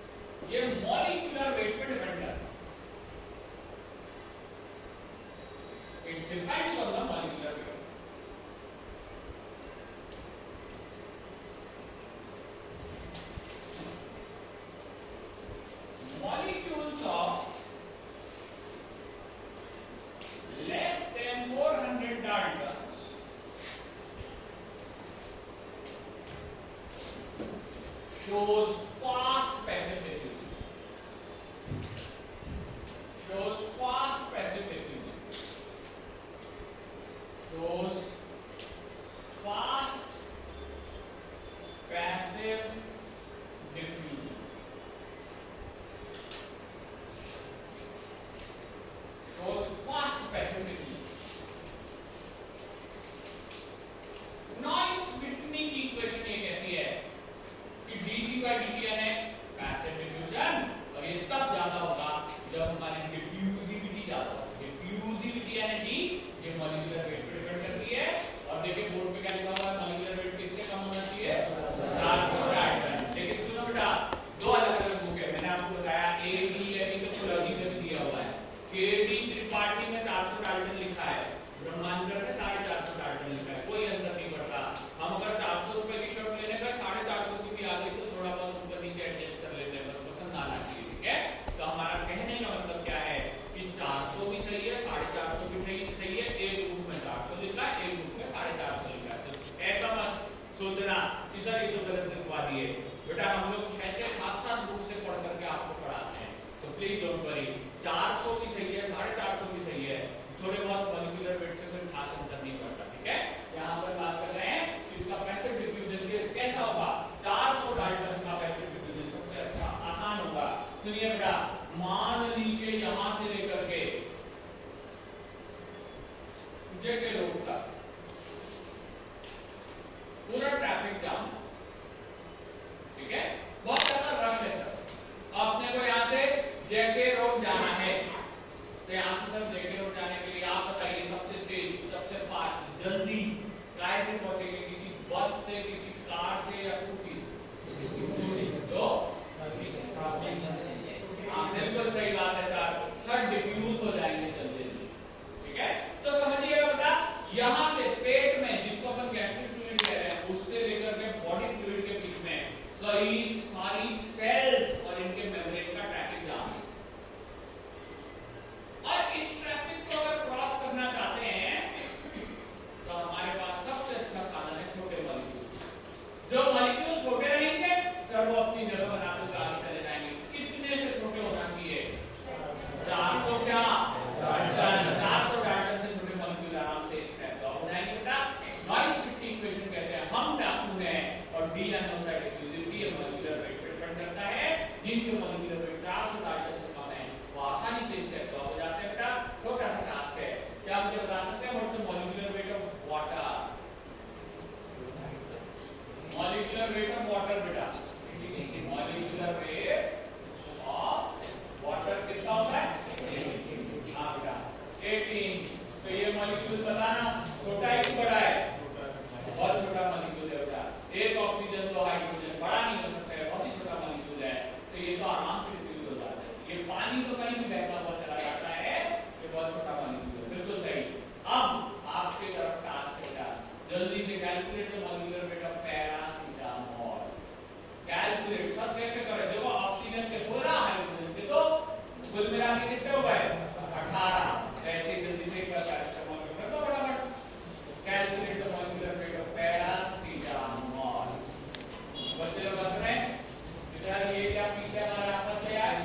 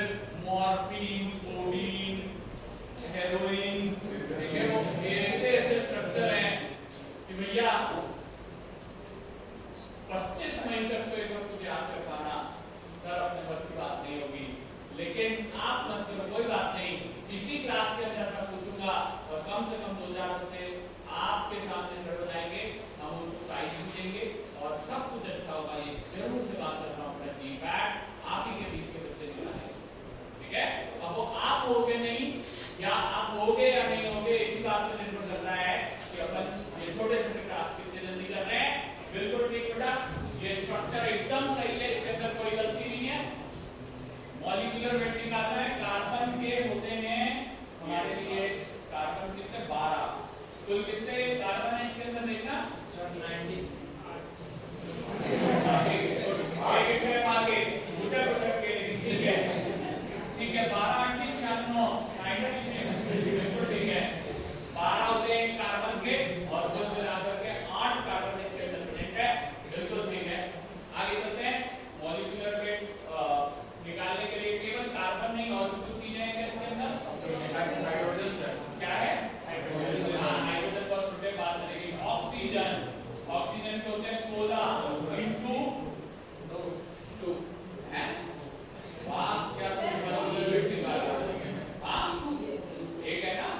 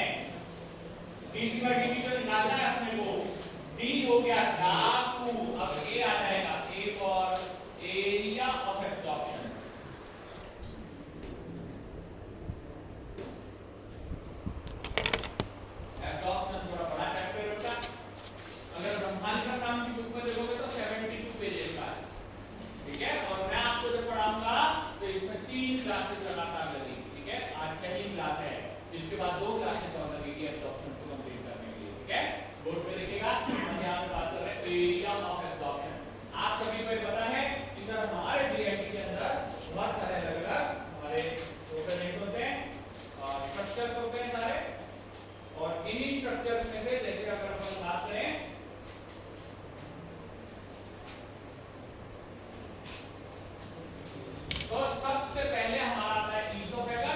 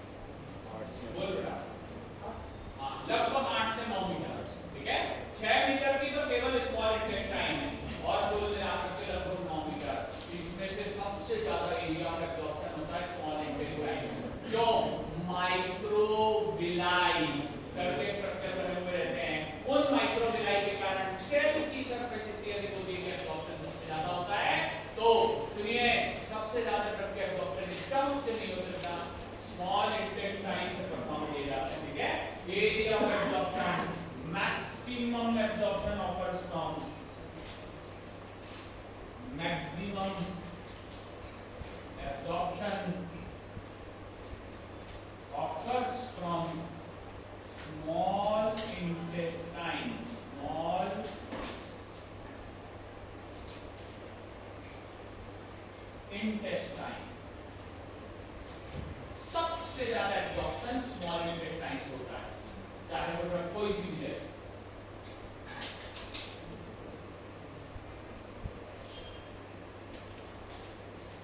पैसिव डिफ्यूजन के द्वारा होने वाला सबसे ज्यादा एब्जॉर्प्शन यही होता है। हम धातु है में डा हो चुका है, कू की बात करते हैं, तीसरे नंबर पे चल रहे हैं। के ओ बाय डब्ल्यू कहा जाता है इसको, मैं अच्छे से डिटेल में समझा दूंगा, कोई बड़ी दिक्कत नहीं है। के ओ बाय डब्ल्यू इसको कहते हैं पार्टीशन कोएफिशिएंट, इसको कहते हैं मतलब partition coefficient, this is called as partition coefficient.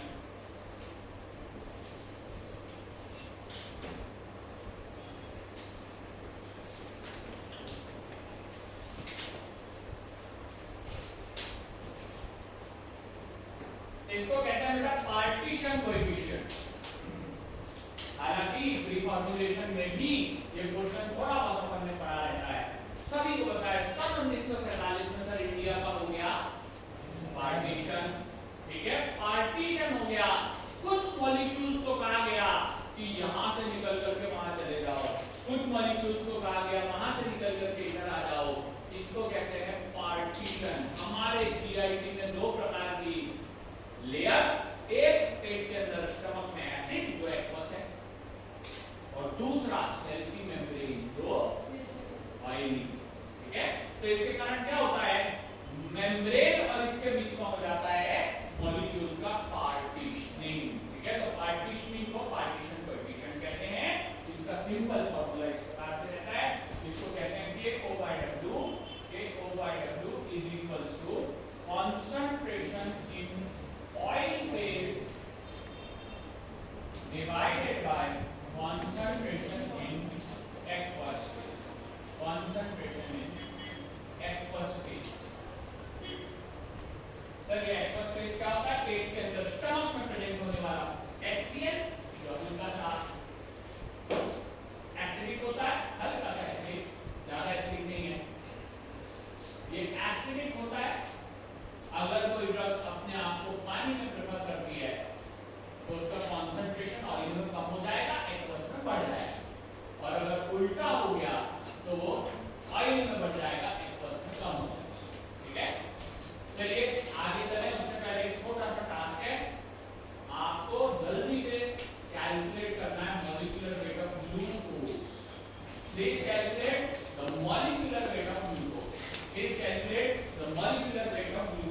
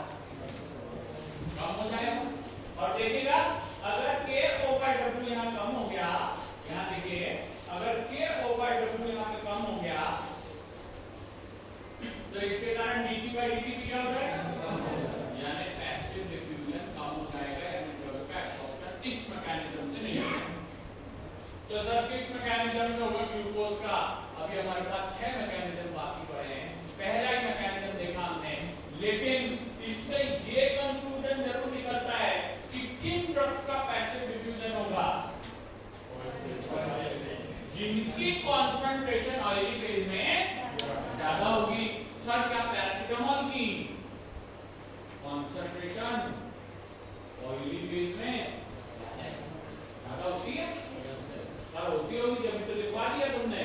लेकिन सुनो कई बार क्या है अपने को खुद ये डिसीजन लेने पड़ते हैं। जैसे बेटा देखिएगा पहले ही बता दो हमारी बॉडी का थर्मोस्टेट कौन है? ब्रेन के 3 पार्ट और ब्रेन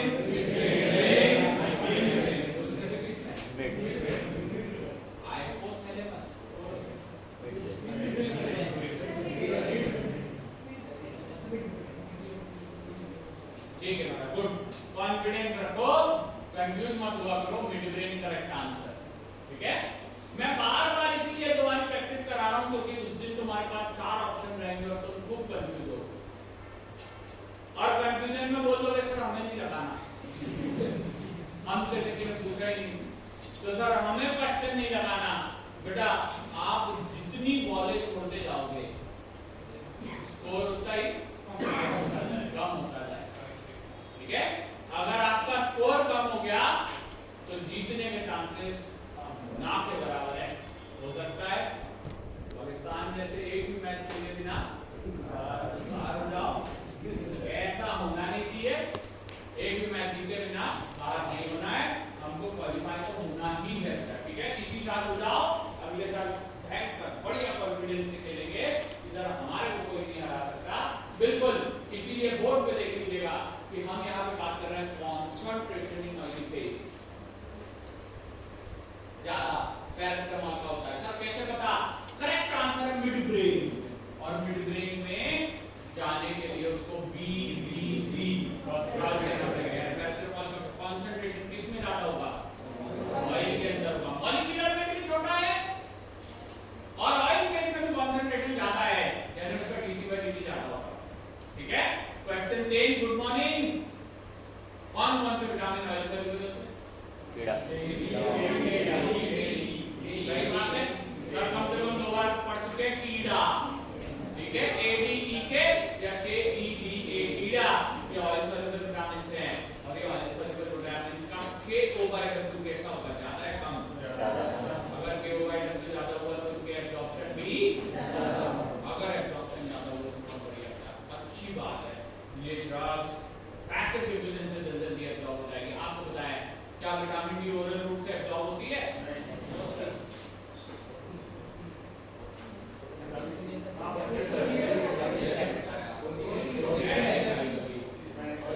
नहीं क्यों बोल दिया?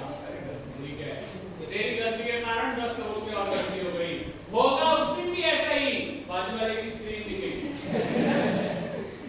और बस ऐसा ही लगता अरे क्या होशियार है, सारे क्वेश्चन लगाना। सच बता रहा हूं, उसका एक भी सही नहीं होता, सारे क्वेश्चन वही सही होते जो अपन लगा। अपने आप पे कॉन्फिडेंस रखिए, मेरे बाजू वाला कभी क्वालीफाई नहीं हुआ मेरे बाजू वाला कभी क्वालीफाई नहीं हुआ। ठीक है, लेकिन सच बता रहा हूं आपके बाजू वाले का क्या होगा हमें नहीं पता, लेकिन अपन खुद क्वालीफाई जरूर होंगे। कॉन्फिडेंस रखिए। बार बार बता चुका हूं, कुछ ही बच्चे नए हैं, मैं कुल मिलाकर के 14 बार ट्रैक कर 12 बार डिफेक्ट, 2 बार गेट। हमारे टाइम गेट होती थी, और ये सब मेडिसिन एंड केमिस्ट्री मैंने 20 साल 15 साल पहले पढ़े। 15 साल से कभी हाथ नहीं लगाया, केवल एक सब्जेक्ट और ये लॉजिक कि सर ऐसा होता होगा तो वैसा, वैसा होता होगा तो ऐसा। हमारे टाइम हम लोग बुक पढ़ के जाते थे, केवल वीडियोस के भरोसे नहीं रहते। ठीक है, तो इसीलिए अगर अपन अभी से थोड़ा बुक पढ़ लेंगे इट विल बी बेस्ट, हमारा सारी चीजें परफेक्ट हो जाएगी। ठीक है, अभी अच्छे कॉन्सेप्ट बना लीजिए, बिल्कुल आपका इसी साल होना चाहिए। अभी करीब 90 डेज बाकी है। ठीक है, अप्रैल खत्म हुआ है, मार्च अप्रैल मई, सर मार्च खत्म 85 बजे। ठीक है, 85 दिन में से 5 दिन तुम्हारी होली के भी निकाल लो। ठीक है, और कोई फाइनल एग्जाम उसके बीच में भी नहीं है, मई के बाद ही है। ठीक है, तो 80 दिन बहुत होते हैं बेटा, लेकिन है ना आप में ये कॉन्फिडेंस होना चाहिए कि सर कर लेंगे। और अगर आपने सोचा कि सर अगले साल देखेंगे तो सच में अगले साल ही देखना पड़ेगा। ये इस बार कुछ कॉन्फिडेंस नहीं बन पाएगा। आगे चल रहे हैं, कंसंट्रेशन इन ऑयल फेज, सारे कीड़ा सबके सब विटामिन्स इसी से एब्जॉर्ब हो जाते हैं, इसी में क्या जाते हैं। आज मैं इसलिए सब पूरा क्या सब लाइन बैठा। चलिए क्या ऑयल जो कीड़ा कीड़ा की बात। चलिए हम आगे करते हैं, फटाफट ये वाला क्वेश्चन कंप्लीट हुआ। हम धातु हैं DAKOW, ये सब कुछ हमारा हो चुका है, बस आप लिखो होगा H is called as इसको हम क्या कहते हैं, that H is called as thickness, okay, इसको बोलते हैं thickness of the membrane। H is called as thickness of the membrane, ये H कहलाता है हमारा thickness of the membrane।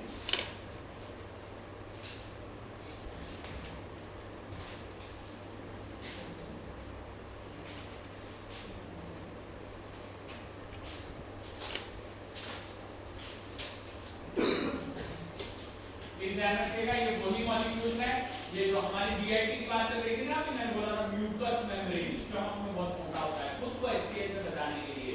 तो जितना H मोटा होता चला जाएगा, एब्जॉर्प्शन उतना ही कम होता चला जाएगा, because it is inversely proportional. तो हमको पतली मेम्ब्रेन की जो स्मॉल इंटेस्टाइन में सबसे ज्यादा होती है, यहां का भी आंसर यही है, maximum absorption offers from small intestine, area ज्यादा, थिकनेस कम, ये maximum absorption, maximum passive diffusion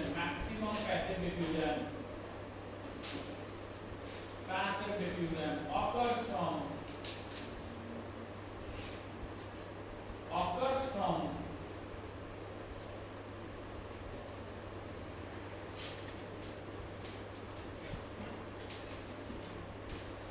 small intestine।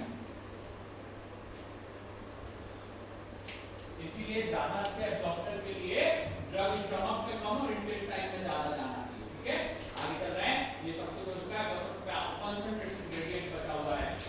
Number 5 बोलो बेटा। ठीक है, उसके लिए अपन फिर से वापस ऊपर चलते हैं, कोई दिक्कत नहीं है, लेकिन जल्दी से इसको समझ लेते हैं कि किस प्रकार की हमारी डिस्कशन है, यहाँ पे लेकर के चलते हैं। कोई भी समस्या नहीं है, जरूर से पूछा करें। ये देखो भाई, H यानी थिकनेस, स्टमक की थिकनेस ज्यादा मोटी, स्टमक में म्यूकस मेम्ब्रेन काफी ज्यादा। अब अगर H ज्यादा हो गए तो DCYDT में मतलब क्या है, पैसिव डिफ्यूजन, यानी पैसिव डिफ्यूजन स्टमक से होता है बहुत कम, लेकिन इंटेस्टाइन में ये H की वैल्यू कैसे हो जाती है, कम, यानी ये कैसा हो जाएगा, और अगर ये ज्यादा हो गया मतलब एब्जॉर्प्शन, यानी स्मॉल इंटेस्टाइन से कम बेटा एब्जॉर्ब। समझ गए, आगे चले, चलो फटाफट इसको कंप्लीट करते हैं बेटा। यहाँ पे बस आखिरी बात अपन करके इसको फिनिश करते हैं, दैट इज व्हाट है, उसको कहा जाता है हमारा कंसंट्रेशन ग्रेडियंट। यहाँ पे बात करेंगे कंसंट्रेशन ग्रेडियंट की। कंसंट्रेशन ग्रेडियंट जिसको अपन कहते हैं movement from high concentration to low concentration.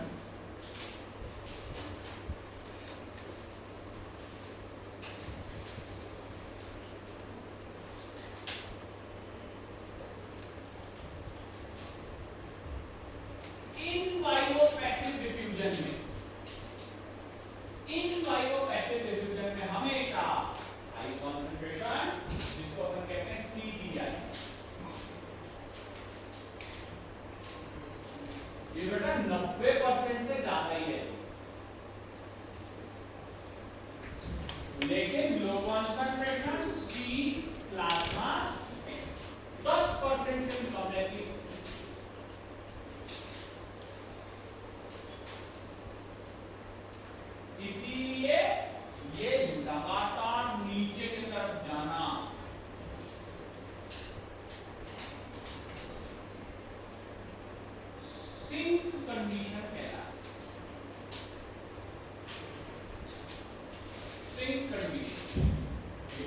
Question GPAT Naikar में कुल मिलाकर 5 बार आ चुका है।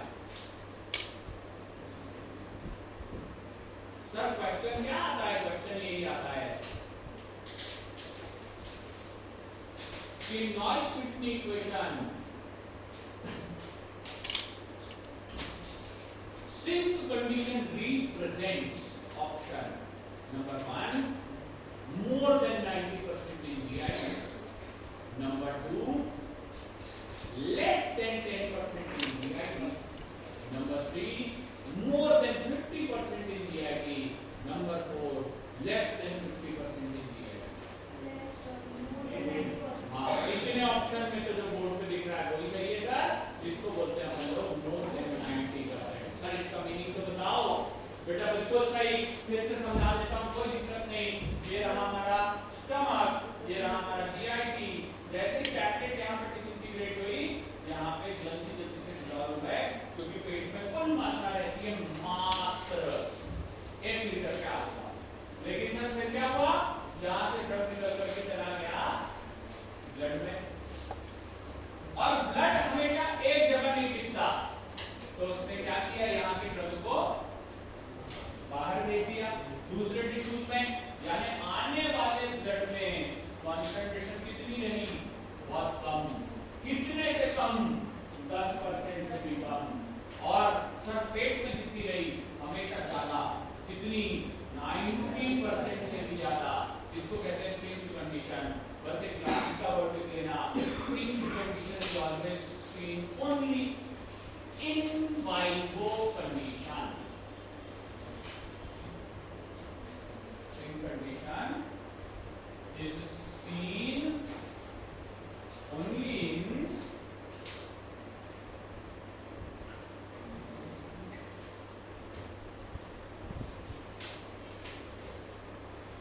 in vivo condition, only in vivo condition।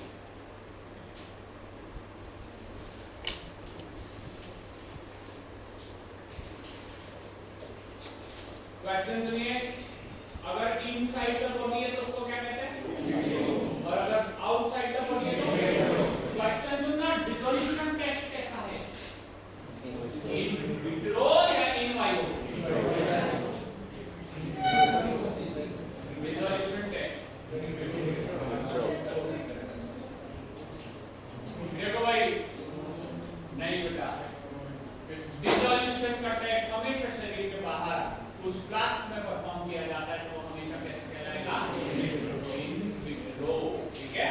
और अगर शरीर के अंदर हो तो इन वाइवो। सुनो, उसके अंदर क्या कोई ब्लड सर्कुलेशन है क्या? क्या 5 लीटर पानी है क्या? क्या उसके अंदर लिवर किडनी लगे हैं क्या? नहीं। तो वहां कॉन्सेंट्रेशन के ग्रेडियंट हमेशा इतने ज्यादा नहीं बनते जैसे बोर्ड पे दिखाए हैं। बोर्ड पे क्या दिखाया है? सर पेट में 90% से भी ज्यादा ड्रग और ब्लड के अंदर 10% से भी कम ड्रग। इसको कहते हैं सिंक कंडीशन। इंग्लिश में सिंक का मतलब होता है डूबना, यानी कंसंट्रेशन में अचानक गहरापन आ जाना, अचानक डूब जाना। इसको कहते हैं सिंक कंडीशन। और ये केवल किसमें पॉसिबल है? इन वाइवो कंडीशन में केवल पॉसिबल, इन विट्रो में पॉसिबल नहीं है बेटा। इसके साथ नंबर 1 पैसिव डिफ्यूजन नाम की मेथड कंप्लीट हुई। सबसे बड़ा एंड आई एम 100% गारंटी कि इससे एक क्वेश्चन जो जीपैट में और एक नाइपर में जरूर आएगा। कौन सा?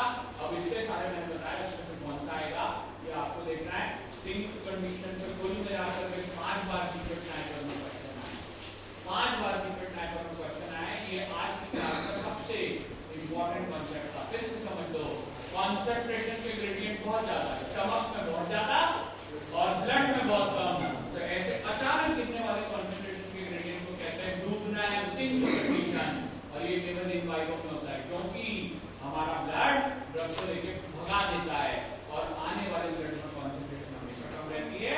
इसको कहते हैं सिंक कंडीशन। क्वेश्चन क्या आएंगे सर? इन वाइवो में प्रेजेंट होता है।